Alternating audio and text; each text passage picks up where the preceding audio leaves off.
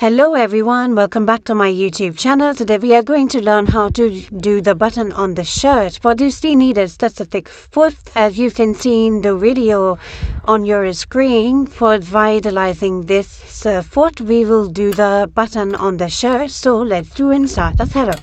First of all, I am replacing the normal tool with this specific button tool.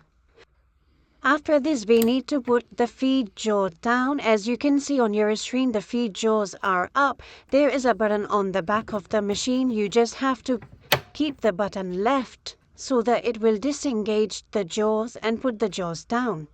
It's a time to select the stitch. I am selecting zigzag stitch number 4. The setup what I'm looking for is 04, and I am utilizing the highest width and the length of the stitch. I'm utilizing this purple cotton fabric. You can use any fabric.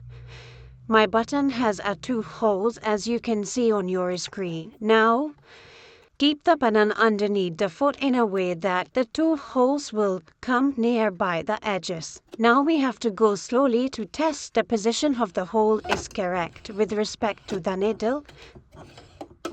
Once the needle and the button holes are aligned together, we can start to sew. For the sake of safety, we can do 8 to 10 times. You can also tie up the initial and the final thread together. This is the final look of the button. I hope you like to watch my video. Don't forget to like and subscribe my channel. Have a great day.